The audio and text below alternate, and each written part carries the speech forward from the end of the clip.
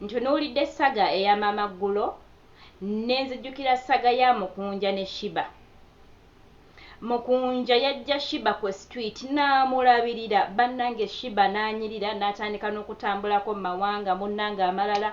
Shiba n'alabikira ddala ng'omuntu. Ne batandika okugamba Mukunja simanyanga munnange alya Shiba bikoze bitya amwebakako, ebigambo ne bibeera bingi bingi. Ne batandika okugamba Mukunja simanyi ssente ze bawa Shiba, Mukunja azirya buli.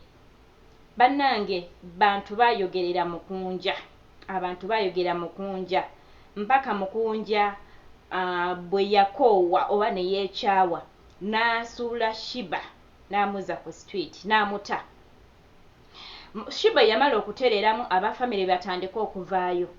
Shiba yamala okuteera ddala ne batandika okulaba nti kati Shiba asobola ogenda ku kivulu n'akola ne bamuwayo akasente. Shiba kati alina ba supporters. Abantu batandika okuba nga ne Shiba mwennyini bamuteekamu ebigambo ne batandika omusigula. Naye kati akadde kano Mukunja okuva lwe yata Shiba, Shiba yaddirayo ddala ali bubi nnyo nnyo. Naye nga Shiba we yali akyali ku street tewali yalinga amulaba kumuyamba, kyokka omuntu eyavaayo n'amukwata ku mukono bwe yabaako waamutuusiza embeera eringa etereera ddala obulungi.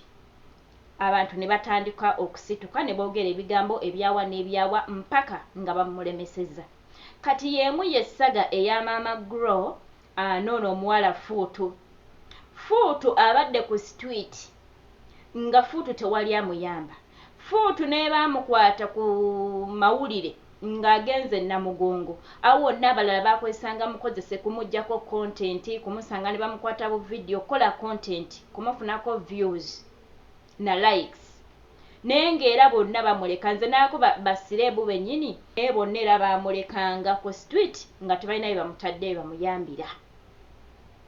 Bannange twali badde tujjukirangako wa omuntu gye bamugye ne tusiimangako.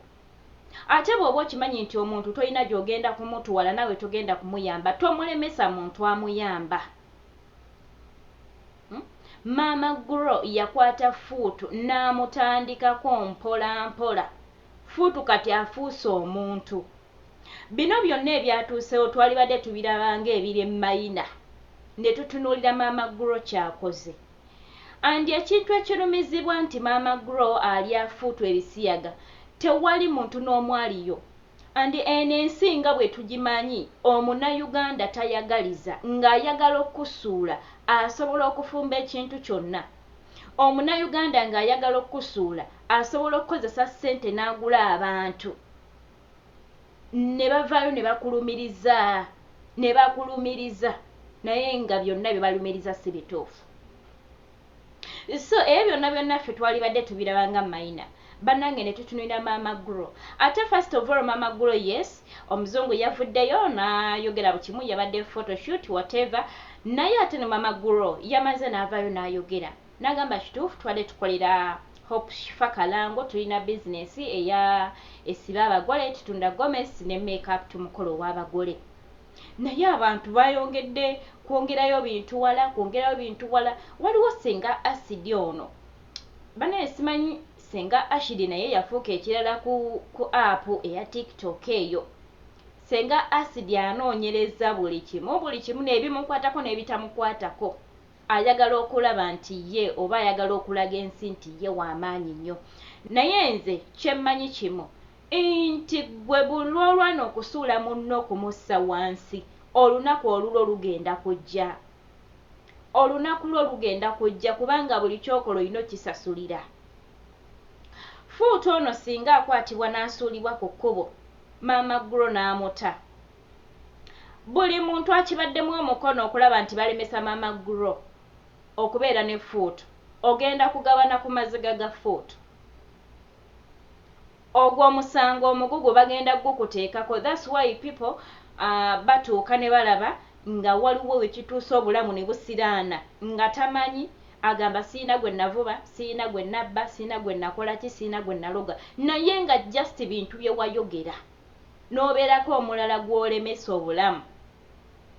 Oba oluusi ne biddira mu baana baffe, Mukama n'agenda akikola omwana wo naye n'atuuka bw'atyo, n'atuuka ku street nga no one can help ate nga nawe maama wooli n'olyoka ofa ennaku n'amaziga ng'omwana we ali ku street oba obutabeera ku street oba mukama n'aleetawo embeera yonna banange bayibuli etugamba kyosiga kyokungula nze nsaba maama Guro tukwegayiridde tota food abantu kaboogere biki tota food okuleka fuutu ye nga ye singa anaavaayo n'agamba kituufu maama Guro nze andya ebisiyaga era siyagala beera naye then oba oli awo abantu banaagusala naye nga fuutu tannavaayo kubaako kyayogera bannange tuleke abantu let people be okuyamba omuntu si kyangu maama Guro teyakoma kuyamba fuutu n'ayamba ne maama wa fuutu yayamba ne maama wa fuutu so bambi tuleme ate okuteekawo omuziziko okulemesa okuyamba abantu abalala maama Guro oba oli awo abadde akyasobola okuyambayo abantu abalala nga 5 abalinganga fuutu bwe yali ng'akyali ku street but as per now nti abantu bamukutulira eddala omutima aggweremu ddala akatima akayamba nga bwe bakikola ku Mukunja kyemmanyi nti Mukunja takyasobola kusanga mwana yenna ku street n'amulonda never takyasobola bannanga abantu tukomye emitima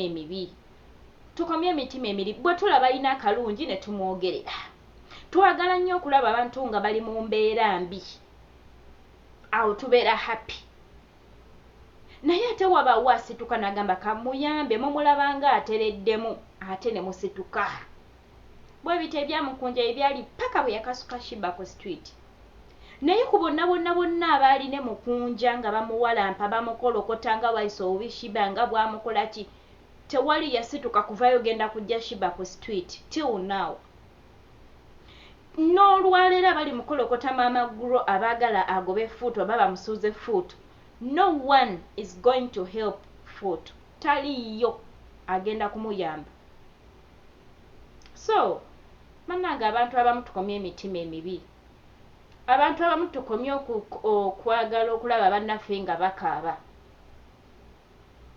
abantu abamu tukomye okulaba nga twagala nnyo okulaba omuntu ng'ali ku street ne tumuggyako content ne tunyumirwa ne tumulekaawo nga tetumuyambi ate tuteekeddwa okumanya nti buli muntu yenna Mukama yamutondera destiny helper oyo Mukunja yali destiny helper wa Shiba era singa temwamumusuuza singa Shiba ali wala naye Justin nti bulolwanyisa omuntu ng'aliko omuntu gwayamba n'omulwanyisa olwana na mukono gwa Katonda olwana na mukono gwa Katonda simanyi gye mugenda kudda mukono gwa Mukama alwawo okusasula naye ate bw'aba akusasudde ate Justin nti teyeerabira